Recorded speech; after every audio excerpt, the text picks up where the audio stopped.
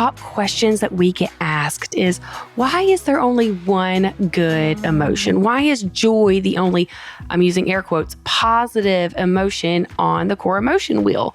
And today we are going to be diving into joy and why it is positive, but also the damage that joy can do when we leave it unprocessed in our lives and in our bodies.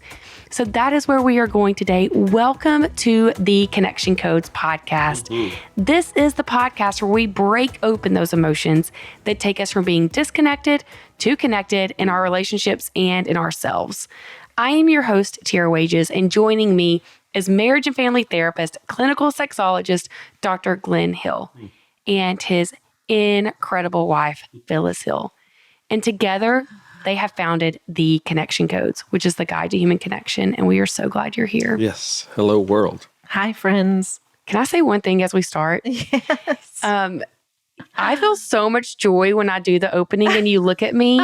I'm just like, my heart is leaping out of my chest. So we're like talking about joy today. And that whole time I was like, every time I look at Phyllis, joy, joy, joy. Well, I'm just grinning from ear to ear because it's like my favorite moment when you describe me as incredible. Oh, good. I just smile so big because I love that. You know, I don't think I'm trying to think if anyone else describes me that way. I mean, you know, like as in that's just a special moment. And I grin too, because, you know, you've got all these credentials and you've gone to school forever and, you know, you're the genius, but I'm incredible. Yes. Yes. I love that. Because we've had, somebody was like, are you sure you want to use the word incredible? That means it's like too good to believe. And we talked about it. I was like, yeah, no, that's actually an accurate description here for Phyllis. Too good to believe. Yes. So I do love this topic today. We often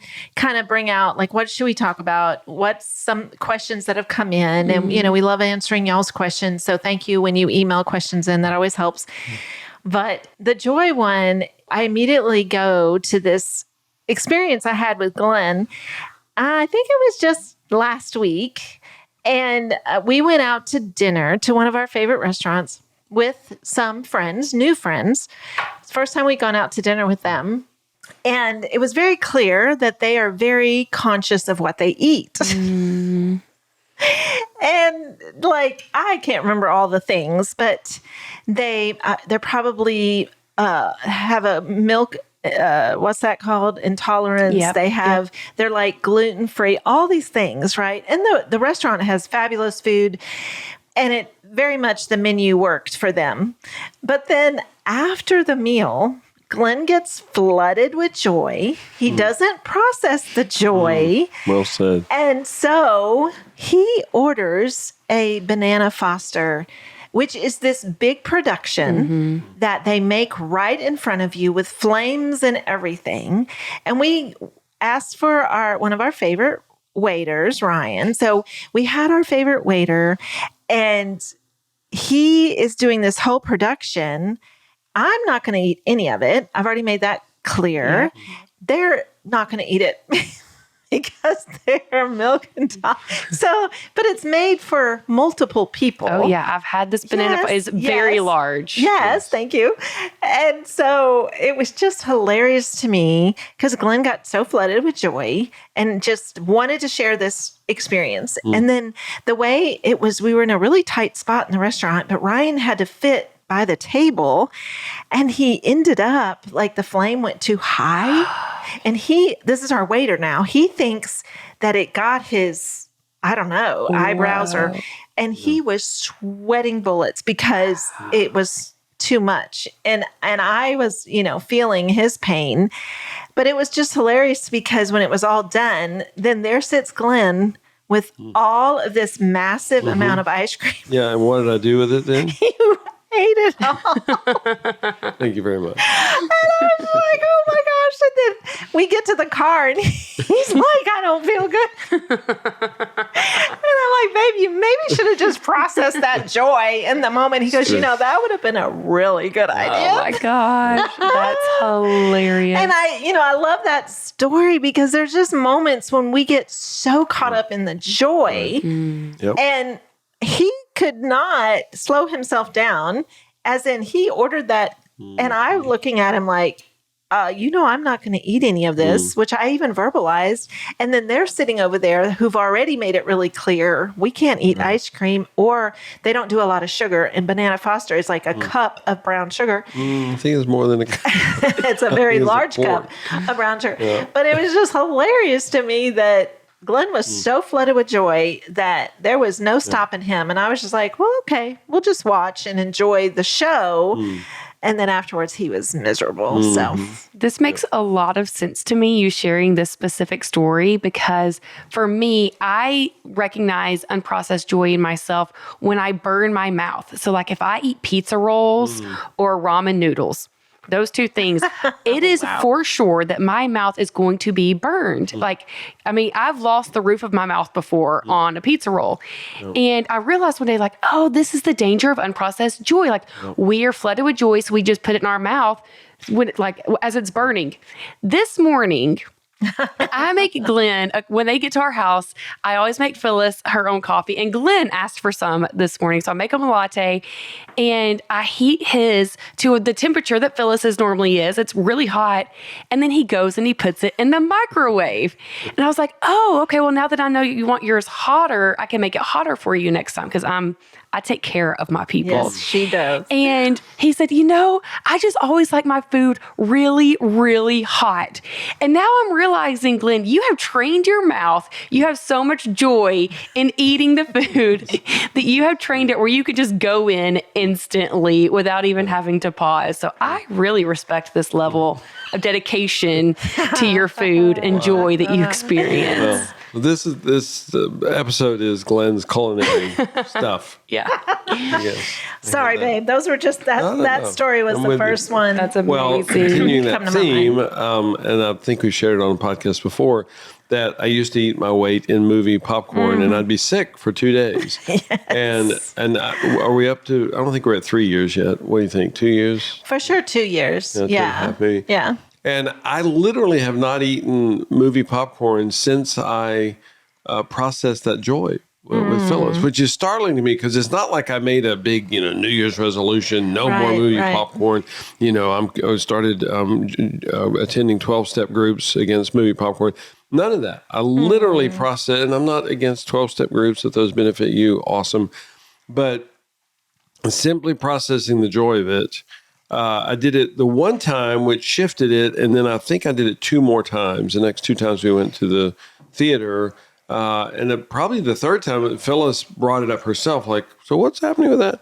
And again, it's not that I'm biting down on a stick and enduring the struggle of it. I literally have zero interest in it. And we were at the theater a few weeks ago, and we have our, I don't know what's called, AMC. What do you call it? Anyway, so I have points. Membership, so I get free stuff. Yeah. And the person helping me, because I think we got a drink or something, or maybe ordered dinner even, but said, oh, you have a free popcorn, sir. Would you like that now? And I said, oh, sure, because she said the word free, so you have to get it. And then I was like, I really don't. And I said, we'll just keep it so I guess I'll just accumulate free popcorns for the rest of my life. So I'm just fascinated by that simply processing the joy released me from it somehow. And again, this is the reason we say joy is not positive or negative. There's no question that it feels good. It is a dopamine hit. Dopamine feels good. But if we're simply going to focus on that, then we also should start doing cocaine regularly, because cocaine is very dopamine oriented, and you snort cocaine and you experience joy. So do more cocaine. Well, of course, nobody would say that. We're not saying that. Right. Don't anybody take that clip out and go, look what Dr. Glenn said.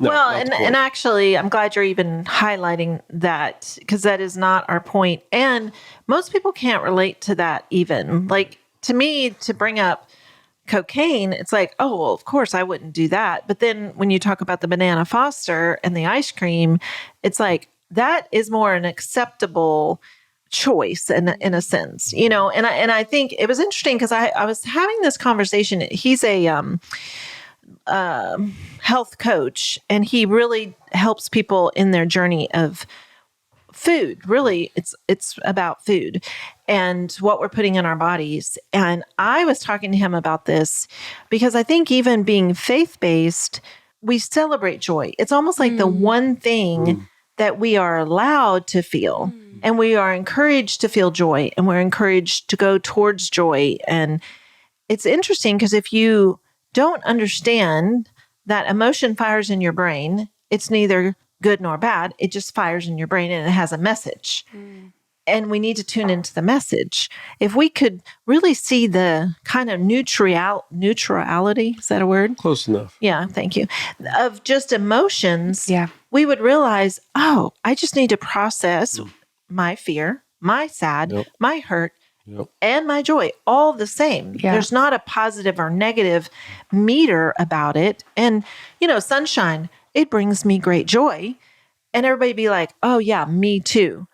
But if you have a sun allergy, then it's like, oh, that may not be your joy, but it is my joy. And yet if I am irresponsible and I'm at the beach and I stay in the sun for 8 hours and I fry my skin, well, then that was not good processing of joy.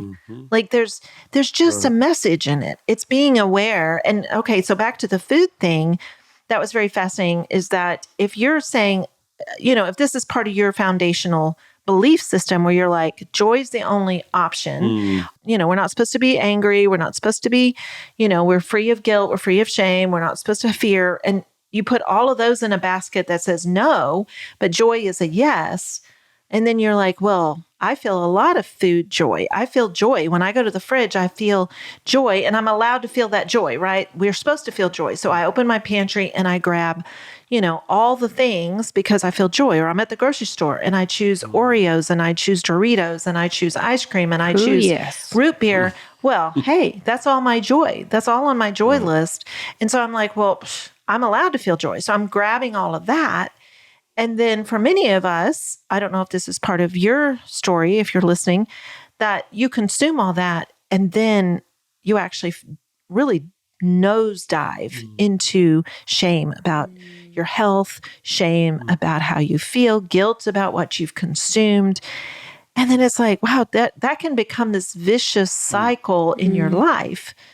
If you just backed it up and went, I just need to process the joy. And I need to process, I need to stand in the grocery store and process. I feel so much joy of the idea of getting all of that. But I know what will happen if I get all of that. And so I'm just going to process the joy. And then I'm going to actually move to the fruit aisle and I'm going to get some apples. Yeah, and then we actually end up working to our own detriment. And this is true with any unprocessed emotion. Floods our limbic system, cortexes are blocked, or hindered at least. And so we're dumber versions of ourselves. It's like, and this has happened for us how many times in our years together, that we get home, the next day we're looking at what we bought at the grocery store and we're like, why the heck did we buy all that stuff? That's horrible. Yes. That's really, really bad for us. But it sounded like a great idea in the moment. And the reason is because we're flooded with joy and then we make a poor decision. A poor choice. Yeah, and I want to be clear on this, that we're not telling you don't enjoy a brownie and don't enjoy ice cream and those types of things. There's an upside and a downside of how we respond to that emotion. So fear is good because it keeps me in my lane as I'm driving and put my seatbelt on. But fear is bad if I cannot process it and leave my house, if I shut in for forever. And so every emotion, there is an upside and a downside when we don't process it. I just really want that to sink in, and that joy can ultimately lead to some really poor behavior decisions when we cannot tune into it. I have two directions in my head that I've got to figure out which way I want to go. One, there are a lot of people that struggle even identifying joy. And that's been my story, that I realized that, wow, I really have a hard time tapping into the joy in the day-to-day, in the moment. At night, when it's like, oh, the joy on the wheel, I can find it there. But in the moment, I've had a really hard time feeling that. And so what can we do to even shift that? I don't know. People say, yes, feel joy, but it's like, oh, when it's hard to even touch, when it's hard to even recognize it, that's when I'm like burning my mouth with Hot Pockets because I don't even recognize that it's joy happening in the moment. Yeah. Well, that's one of the reasons we tell people to do the core emotion wheel endlessly. So, and because I remember as I just, after many, and again, I'm 62, so it's only the last 10, 12 years that I started, for example, recognizing shame. That, oh, this is really punching me in the face. This is really strangling me. I didn't even know that I ever felt shame. I had no idea. And I always was the slow kid in the group. It took me a long time to start recognizing it. Oh, wait a minute. What's that happen? What's happening for me there? And that was only because I had exercised that emotional muscle to start recognizing it. I don't have a brilliant answer for that. Oh, so okay, good. Smart. Let me say something Thank then. you very much. Well, I just feel like Echo works with me. That's our oldest daughter. She works with me so much in finding what brings energy and what drains me of energy. So it kind of goes back to the pain points in my life and the joy points in my life. And I think that many of us are drowning in our pain points and we stay there. Earlier today, Tira and I went for a walk and the sun is shining and and I don't know where that came from. We don't normally do this when we're so productive oriented that when we're together, matter of fact, I think it's the first time we've ever done that. Yeah. Yeah. And I love that about Tara because I think she knew I needed it, but I didn't say I needed it. And then she just showed up there. And I think I feel so much joy that we got outside. I got to feel that sunshine on my body. I needed that. I needed just time to walk and talk with her. And it's like being aware of the moments in planning, because then earlier, we shared kind of how you get so focused on work that you don't even stop for lunch. Like Wes brings you lunch and it's that productivity that I have to get the next thing done. And then at the end of the day, your head comes up and you're like, oh, it's time for dinner. We don't find our joy points because we've not made room for our joy points. Yeah. What brings me energy? And I mean, we were talking about this as far as like intentionally getting up early. And the other day, I got up before anybody else in our house, and we've got quite a few in our house at the moment. And I got my first cup of tea, which is hot cinnamon tea. I love that. And I went and sat on the front porch. And, it's that time of the year where, yes, spring is coming, but it's still a little nippy in the morning. But I just had to be out there. Yeah. Because that's joy for me. There's joy in getting up early. There's joy in going outside and sitting on my front porch. And I think it's an action item. You got to put that in. And, we've actually, when we sit with people in our private practice, there are times, because we teach everyone the wheel and we get them to do the wheel with us. And we have encountered people who just cannot name a joy. What's behind that? What's happening with you in that idea? And to some people, they don't feel worthy of experiencing joy. They don't deserve to experience joy. They've been so wounded by judgment. They almost have fear locking that joy. Like, can I experience joy in riding a motorcycle? Can I? Am I allowed? Oh, I don't know. So I'm not gonna. There's this paralyzing of, oh, it should only be joy in the Lord. Joy should only be in worship. Like there's this huge judgment around it that almost paralyzes us, where we're either drowning in so much pain and there's no action items to get us out of that to joy, or we judge joy so harshly, we think it's an experience. And it's interesting because I know there's times of just like for me, and I think we're all so different, but right now daffodils are just everywhere. And I just love daffodils. And I know it's just going to be this short little week or two, and then they're going to be gone, right? And then we're going to move on to the next flowers that are blooming and all the trees are blooming. But it's like, it's finding the joy and experiencing the joy. But, it's interesting because, and you could share with this, babe. I mean, you have, and I know that there's even a word for it, like you have a hard time celebrating the championship, celebrating the win, celebrating the victory, which most people would describe that as joy. But what happens for you that is not for you and that a joy has experience? Shifted just the last year or two drastically. It's one of those things where you walk in a room and you're like, how long's that been there? You know, how long's the paint color been different or whatever? And you're like, has it been a week or a year? I'm not even sure. So we didn't notate it on a calendar, but, it's one of the first named psychological disorders, anhedonia. It was named by Hippocrates. So long time ago. But he and his contemporaries started noticing that certain people seem to have the inability to experience joy in certain areas. The ones that almost everybody else experienced joy, whether it was music, whether it was social gatherings, whether it was sex, whether it was accomplishments. So I experienced anhedonia with the inability to experience joy with accomplishments for most of my life. And again, just the last couple of years have started, and it was weird whenever I first started realizing, I feel joy about that, like we achieved this. And I remember telling you for so many years, once I get my degree, because it took me 31 years to get my undergraduate degree, which you're not supposed to. So I don't know if everybody's up to speed on the college education, but it took me 31 years. So I thought, and other people around me told me that. They said, once you finally get your degree, once you graduate, then you'll, feel this sense of accomplishment. So I get my undergrad and I didn't at all. It was more a shame experience because I'm like, well, dang, it took me 31 freaking years to do this. So it's almost embarrassing that I finally got my bachelor's. So then I said, once I get my master's, then, I'll celebrate. So I get my master's and I didn't at all. I said, well, once I get my PhD, then I'll feel, and I got my PhD, it didn't at all. So, and I don't even know, I can't specify, delineate, well, what shifted the last, 2 years, however long it's been.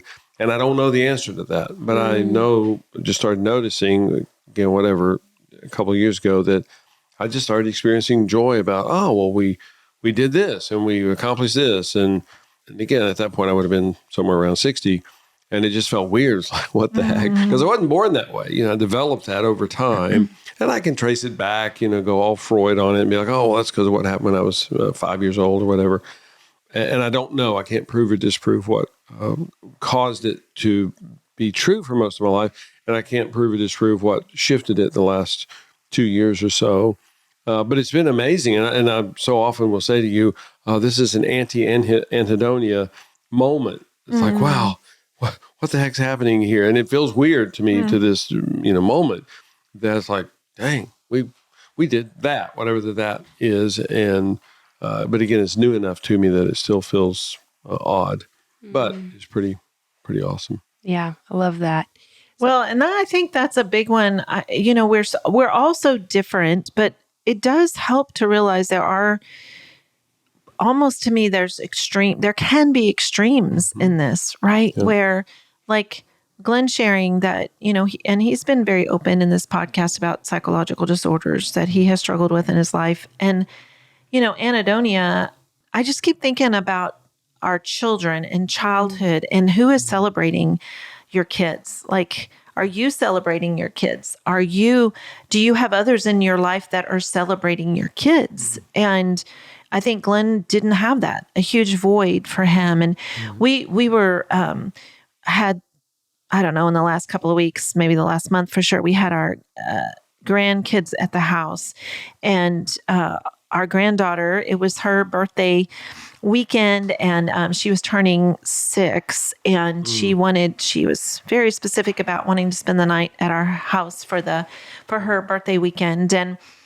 But she is one of those little people that's probably for the past 2 or 3 years of her life, she can get up on our fireplace hearth, which is her stage, and she can sing a song that she has written in the moment.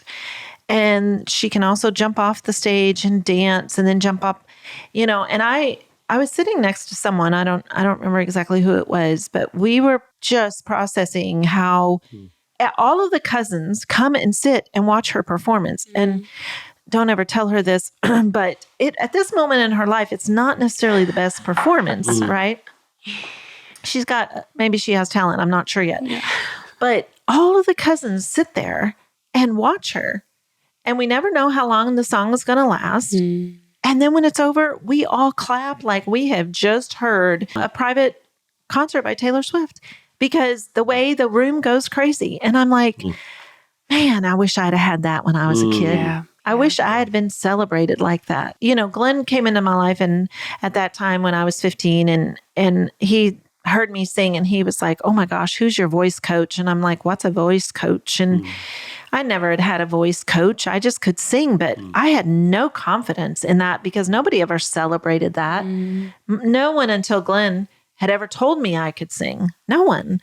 And I thought, wow, I had 7 brothers and sisters and a mom and dad, and was always a part of a church. And no one ever said, "You have a beautiful voice. You can really sing, girl. You should do something with that." Nobody ever said that. Nobody celebrated so many things that I think, wow, nobody ever celebrated much of anything that I ever did, And I think, okay, so that's important. That's a side note. That may not be all about joy, but just celebrate your kids. Yeah. And if you don't have kids, celebrate someone else's kids. Yeah. Kids need to be celebrated. Yeah. Yeah. That is so huge. And I think that, if you're listening and you go, yeah, I have a really hard time connecting to joy, figure out what's behind it. Yeah. Because it is firing in your brain. It has just been blocked. Yep. Right. That's what I was thinking as well. And I do think that our childhood plays such an impactful role on if we can identify it or not, because I asked that question earlier about the joy, but just like you said, it's firing in our brains whether we realize it or not. Just like every other emotion, it is going to be firing. But it's when we can't recognize what it is that's where it can create damage. I have an example that I've shared on the podcast before where a couple of years ago, I woke up to the world and suddenly realized that there were attractive men other than Wes. And for 15 years, I genuinely did not see another man and even think attraction, zero. And suddenly I woke up, I was like, oh, this guy in a coffee shop, like he's attractive. And y'all were the first 2 people that I shared that with other than Wes. And Glenn was like, well, yeah, that's a joy experience. Like your body feels a ping of joy and that's what it is. And I can say that up until that moment, it was wreaking havoc in my brain because now it's like it's exploding all the time. Suddenly I've realized one man was attractive. Well, now I've seen 10 that are attractive. And now my brain is really doing a lot of work in there that I'm not inviting. I'm not asking it to. Right. But the second Glenn was like, oh yeah, that's joy. It was like a full release. Wow. It was like the guilt was gone. The shame was gone. All of these messages and even the joy was released. And not to say that I don't ever see a man and think he's attractive now, but it's like, oh, and it's gone. That's joy and it's gone. And that is where what we're talking about, the unprocessed joy can become so damaging because if that had just stayed in me and I didn't process it with Wes or I didn't process it with Glenn and Phyllis and realize, oh, that's just joy. Wow. That is where affairs happen because of joy. It's not just the eating that joy can be a detriment on, but it's our relationships that joy can be a detriment on. I'm sensing that. Is there something you want to add in there? Well, that's on my list, my very long list of pet peeves. I remember as a kid hearing, and I always think of preachers, they'd be preaching, they'd say, my wife who's the most beautiful woman in the world. And then I would meet his wife and I'm just like, wait, what? So you may judge me in this, but I'd be like, and again, I'm talking about when I'm like 5, 6, 7 years old. I'm like, maybe I've been misinformed about what the most beautiful woman in the world looks like. But, and I think it's so damaging to do that for a variety of reasons. I am not the most attractive guy in the world. Phyllis knows that. And I'm not trying to get her to believe that. For not the least of which reasons is, if that's true, then I'm doomed. Because I'm already 62 and I think I'm going to hit 70 and 75 and 80. And I'm supposed to somehow either be or convince her that I'm still the most attractive guy on the planet. How am I going to do that? That doesn't even, I've never been the most attractive guy on the planet. I think I've been diligent taking care of myself, but that's just silly. So, and vice versa. Phyllis is not the most beautiful woman in the world. I think she's gorgeous. I think she's amazing. I'm very, very proud of her. But that's silly to say that, oh, well, if Phyllis entered every beauty competition on the planet, she would win. Well, that doesn't make sense. Why do we do that to ourselves? So And what that ends up setting us up for is that if I see an attractive individual, male or female, that I'm not allowed to recognize them as attractive. So now I just have to lie. Wow. I have to constantly block the joy experience. And I just think it's so we wreck ourselves. So now, again, male or female, but now this guy, this husband, constantly has to be inauthentic and say that, nope, I'm not aware. I'm unable to recognize that Tira is gorgeous. Well, she is. No, I can't even tell. If she weighed 690 pounds and never took a shower and her hair's all greasy, I wouldn't notice the difference. That's just not true. That's silly. That doesn't make sense. And I don't want to be unkind to anybody. And the same is true with a house. We see a spectacular house and I go, whew, I feel joy just looking at the house. That doesn't mean I'm going to go try to take over the house and run out the owners. I see some gorgeous car, and I'm not really a car person, but, occasionally I'll see a car and I'll be like, wow, that's a beautiful car. That doesn't mean I'm going to steal it. It just means that I recognize it's a joy experience seeing the car. A sunset. Some sunsets are gorgeous. Some of them are pretty plain. That's just the experience of it. And I think we really hinder ourselves by going, no, I'm unable to see that. And it's just not true. Well, and the power of the processing of the joy helps release the additional ideas that can come. It really does help release anything further than that. And sharing it. We've talked about a lot about how when we tell our stories, it helps our brain get put back together. And so truly like processing to yourself, like, oh, I thought that person was attractive. That felt like joy.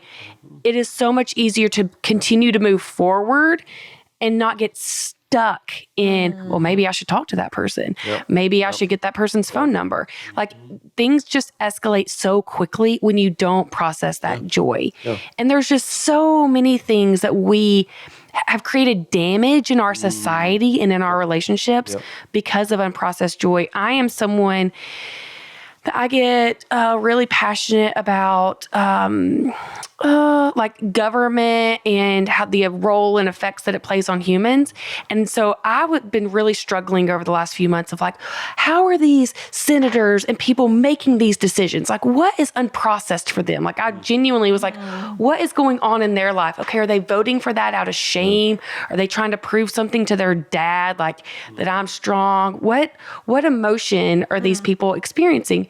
And it hit me one day like, oh my gosh, a lot of them, one of the emotions that could be firing heavily is unprocessed joy. The joy of power, the joy of being an authority figure, the joy of being in control. And I was like, that just felt like such a shift in me of a lot of times we are in a path in society because people are having unprocessed joy and they're making poor decisions because of it. And it's not, for a while when I was younger, it was 100%. It's not 100% anymore.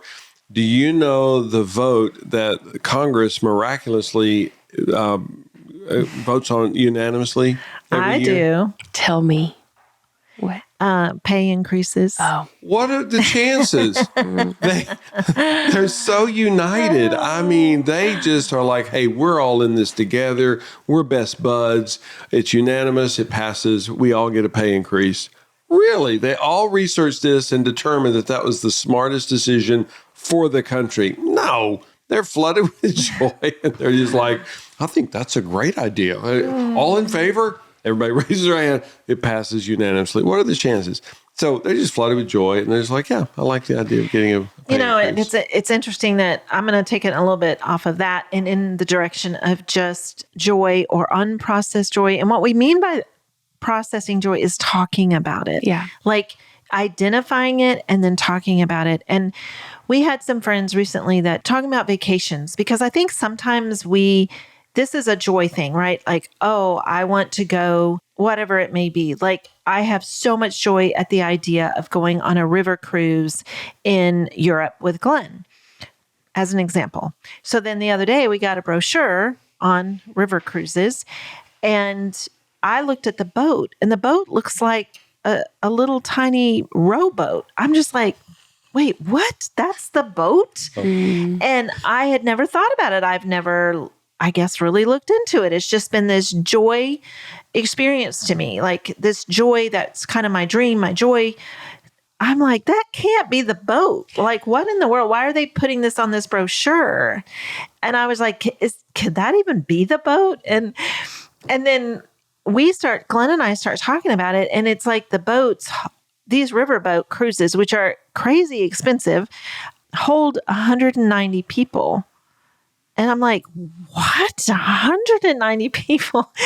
And so then Glenn starts sharing, I think probably for the first time, his big pain point of the idea of going on a river cruise with just 190 people. So, Tira, what do you think his pain would be in the idea of going on a river cruise with 190 people? There's not enough people. Right. Well, Yeah. what does that mean For him, Glenn? for Glenn? Yeah, there's not enough different people for him to talk to. Like, that's what I would think.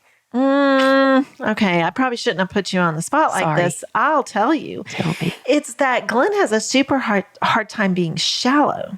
See, when you go on a cruise ship with 5,000 people, you don't have to talk to anybody. Oh. We can just be with each other. But when you're on a boat with 190 people, for how many weeks?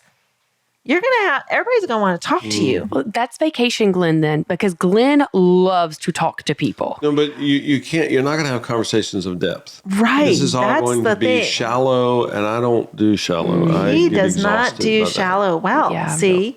And I was just so like having this conversation, I'm just like, oh, wow. So my joy, which has just been like this dream, I'm like, oh, that won't work. Like him and 190 people, everybody's going to, by the end of this whole thing, is going to know your name. Yeah. I mean, that's so few people. And I'm like, oh, I cannot even imagine Glenn trying to be in that environment, Mr. Shallow. You know, I can do it. I mean, I think everybody knows I hate going to weddings. And I get lectured by a dear friend of mine every wedding we go to because she's just like, this is not time for therapy. It's not time for counseling. No. We are there for one reason and one reason only, and that is to celebrate the bride and groom.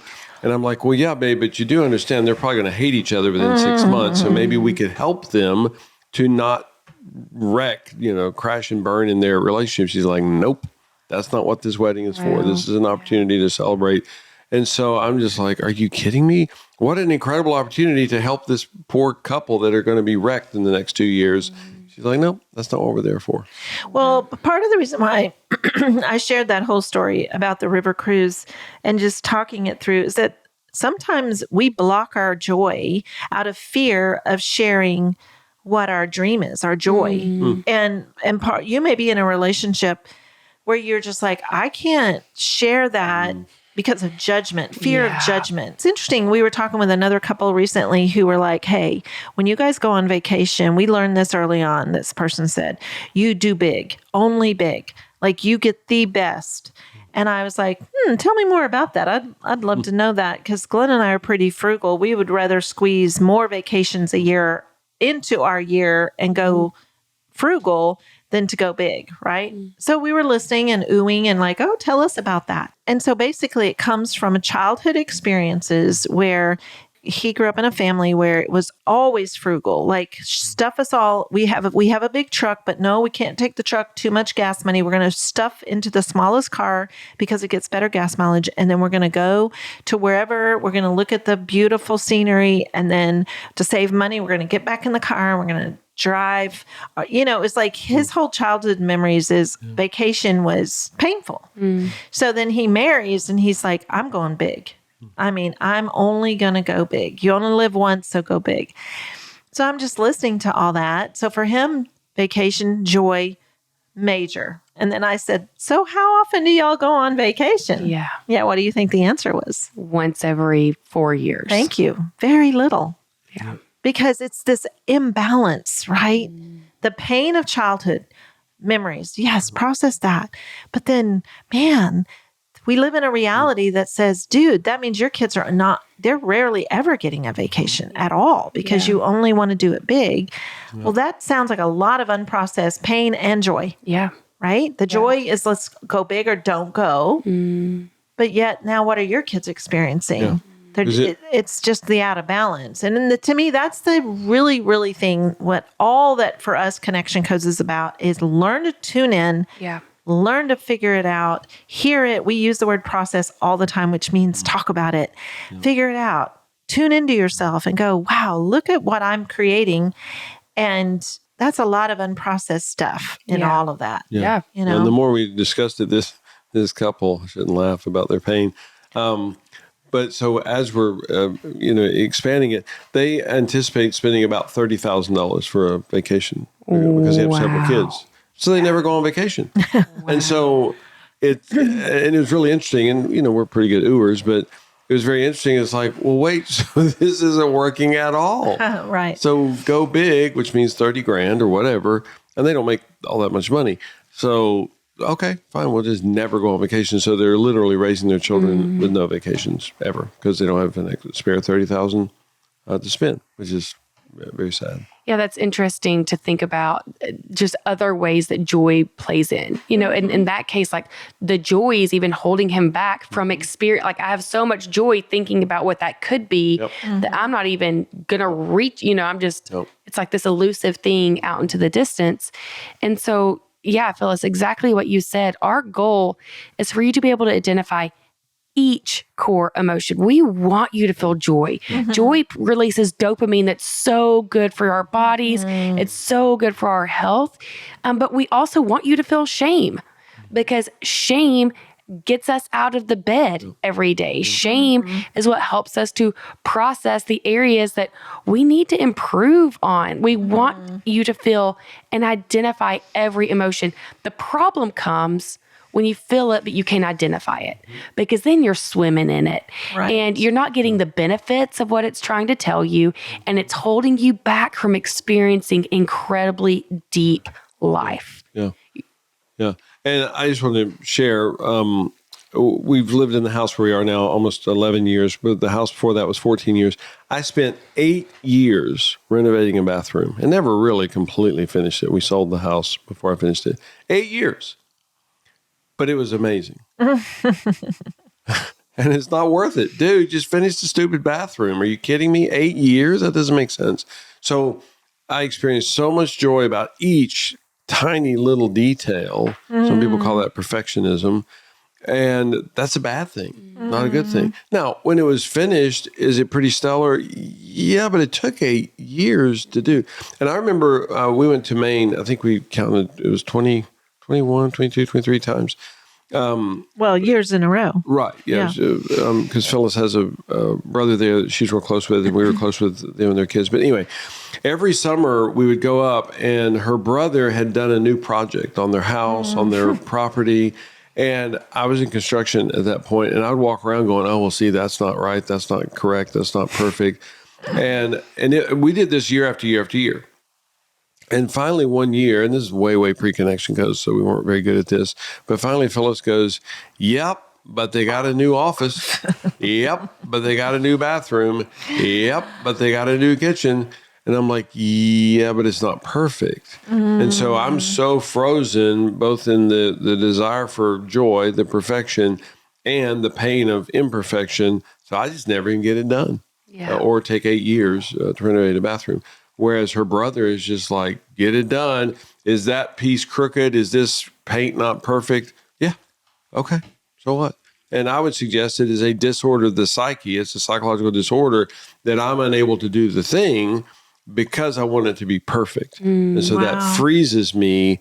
And then again, either 8 years or never is how long it takes me to get it done. Whereas her brother's just like, oh yeah, well, I got whatever, 28 projects done in the amount of time that you didn't even get one of them done. Yeah. That's very true. Wow. Yeah, that's super enlightening because I think the way I visualize it is there's kind of a dance, a balance between joy and pain.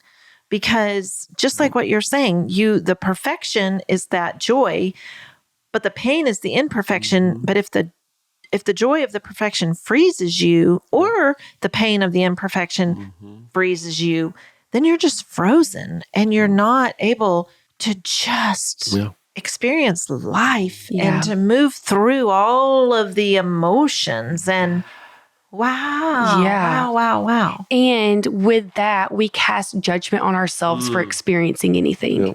And so for joy, we even judge ourselves for experiencing the joy. So the example that I gave of me finding another man attractive, there are people listening to this podcast that are judging me very hard. And I get it. I judged myself. Yeah. But what that judgment of ourselves does is it keeps it in our brains and in our bodies where it actually creates a lot of damage in our relationships. Yeah. And so it is such a fine balance of processing both the pain and the joy and giving yourself space to feel them and not judge yourself for them, because you are a whole human. And when there are other voices that are judging you from the outside, cancel those voices out. I listened to someone on Instagram not long ago actually talking about, studies show that somebody will be attracted to someone else so many years after marriage. And I mean, judging it harshly. And I'm sitting here, I've experienced that. Yeah. And so the shame that comes over my body, all of that. And it's like, whoa, we spend so much time judging each other that now we live in a society that hides it. Right. So now when people are attracted to someone of the opposite sex at their work or somewhere, they're now hiding it. It's now going to grow. Yep. And absolutely. Now a relationship could potentially come out of it even deeper because you didn't process it. So the judgment piece comes when we talk about anger. We talked about that last week, but the judgment piece also comes when we talk about joy. And so we just want to create a society where we're not judging each other and we're processing. And I would suggest that, and we say it different ways, and people go, well, I would never say that. But what we're doing is we're saying, Tira, stop it. You stop experiencing what you're experiencing. You stop experiencing joy about that. And Tira's like, well, but I did experience it. And we're like, well, just shut up about it. We don't want to hear about your joy. You shouldn't have had it to begin with, but since you accidentally have it, just shut up about it. And again, we don't say it in those words, but that's exactly what we're doing. Yeah. That, hey, you're not allowed, you're a married woman, you are not allowed to feel joy about looking at this, seeing this person. Well, okay, then just shut up, I guess. Stop and stop experiencing what you're experiencing, which is so bizarre. And again, I grew up telling people that. Again, not those words, but that message, you stop it, stop experiencing that. Okay, so what do we do with her? I mean, what's she supposed to do? Well, just stop it. And that's just, it's not the human experience. It's not the way it works. And as we go into the core emotional wheel, I want to add to that me processing this joy with my husband has created the deepest safety, the deepest connection that we could possibly have, because my husband knows what I'm experiencing. He knows if I found a guy attractive at a coffee shop, I process that with him. There is never a question in his body of where I stand with him. And he can also share with me when he feels fear. Like when we moved here, I don't know what's happening in Nashville, Tennessee. The people are really attractive here. I mean, it really is a thing. And we had to talk about that before we even moved, because we lived a very sheltered life. And he would share with me like, hey, I have fear because we had this new friend and he knows that they're attractive. And we can process with each other, and he knows I'll share. So when we share those joys, even the hard ones, the ones that we cast judgment on with our safe person, it creates connection. And that is the entire point of doing this core emotion wheel with each other. So we're going to move into this 4-minute tool. But I have to add, because this is just based on the experience. Wes already knew anyway. He knew that there's no way in the world that Tira thinks Wes is the most attractive guy in the world. I mean, what are the odds of you just got lucky and you married the most? That doesn't make sense. So somewhere in Wes's adorable mind, he already knew. So now you're just telling him, yeah, I do think that person's attractive. I do get hit with a little bit of joy just looking at that sunset, that house, that car, that whatever, or that human being. Yeah, I think that's an attractive person. And he already knew anyway, and vice versa. Tira knows that she's not the most gorgeous woman on the planet. I mean, what are the chances that we just happen to get as our CEO? She's not only a spectacular CEO, she also happens to be the most gorgeous woman on the planet. That doesn't make sense. That's silly. So Tira already knows. So if Wes just tells her They process through that literally in 20 seconds, and they're safe with each other. And Wes can just go, okay, I hear you. All right, that's that. And literally 30 seconds later, they're more connected because they shared that with each other. And because we feel safe with each other. Yeah. Absolutely. Yeah. So we're about to show you how we do the core emotion wheel. And this is the wheel that trains our bodies how to identify that joy, how to identify shame and the 8 core emotions so we can use them for their benefit, for what they're intended to be there for, and not have them wreaking havoc on our lives, as y'all say. Yeah. Love that. Nope. Okay. I can go first. Okay. All right. My joy, I'm going to say more than one. My joy is the sun that's shining today. My joy is that we are going to the beach in 2 days with our kids and grandkids. Let's see. My sad is that not all of them are getting to go for different reasons, but a little sad in that. Let's see. Hurt. I think, wow, I'm just thinking of this. My hurt was that the movie you chose last night was horrible. A little hurt in that. A little rom-com. That's good. Yeah. It was very far from a rom-com. Okay. Let's see. Lonely. Wow. Feel very supported right now. So not a lot of lonely. Wow. Well, that's really cool because often I do share that lonely of just many things, but feel super supported right now. Maybe a little bit of lonely in just when we go on a trip, there's a lot that I have to still cover in the next however many hours I have. See some guilt and shame. I would say, the guilt and shame, earlier today, we had a class, our coaching class, and I did not show up for that today. I think I did for probably 2 minutes. And so a little bit of guilt and shame in that was not there in that space today. Let's see, fear. I think as we've been really open about what our family's going through with cancer, definitely some fear today. There's some doctor appointments that are going on as we speak, and we don't have the results yet. Just feeling just some fear in my gut as to what is going to be told after these appointments. Anger, man, definitely at this moment, a ton of anger about the system and the pain that our son and daughter-in-law are experiencing in the system, in the cancer system that they are having to be in right now. So a lot of anger about that. Yeah. Wow. Yeah, and so much fear for me in that, just the unknown. It's amazing to me. I've shared before on many wheels, just that I thought it was a pretty clear math equation. You just add this to this, this, and there you go. And finding out that, oh my gosh, it's huge question marks. And the experts that we're turning to are just like, we don't really know either. So much fear in that. Some shame that I don't know more. I feel like I should or could have or something. And I don't. I simply don't know this journey. I've never been on it. I've been aware of it, that it exists, but have very, very little knowledge or capability in it. So much sadness around that. It's a life event, and it's really intense. Just experiencing the whole thing. I'm glad we're together. There's lots of joy in that. I'm glad you and I are together. I'm glad we're together as a family, as a team, as a community, that we're for each other, because it's huge. When we've talked so many times, I don't understand what people do that don't have that around them, the support system. It's just boggling to me that anybody could endure something like that. And tons of joy just that we're going to get to be together. And we just, it's always an amazing experience getting to do that. And I guess it feels like an issue-specific wheel, but just hurt in that whole ordeal, finding out that the experts aren't experts, that the experts don't know what we thought that they knew. And of course, loneliness in that, like, wait, we were turning to you for the answers, for the solutions, and you're telling us that it's more on us to figure out the best course, the best solution. That's why the heck we're turning to you, is because we thought you knew. So a lot of loneliness in that, and again, just the not knowing. I'm close to 8. I lost track there somewhere. Guilt.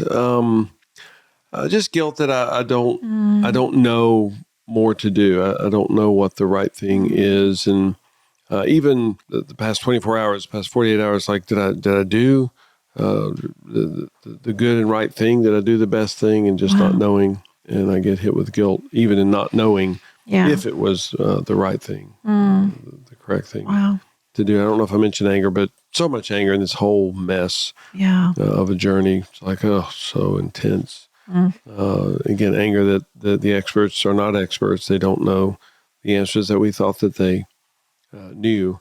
Anger at the whole just, fallen nature of our bodies, that we can get sick, and with just really intense stuff and all the pain that comes with that. Yeah. Yeah, thank y'all for sharing it. This is your first episode to listen. We've shared on the last couple of episodes that Dr. Glenn and Phyllis's daughter-in-law has been diagnosed with stage 4 cancer. And so a lot of the emotions that they are experiencing right now are so heavy around that entire experience. So if this is your first time listening, you're like, I don't understand what they're talking about. They're talking about the system, the healthcare system, and just everything that's happening with that. And the wheel allows them to partner with each other, to see where each other is at, what they're experiencing, and get it out of their own bodies. Right. Because the magnitude of emotion that they are experiencing, if Phyllis stores this in her body and doesn't get it out, she's going to be in pain.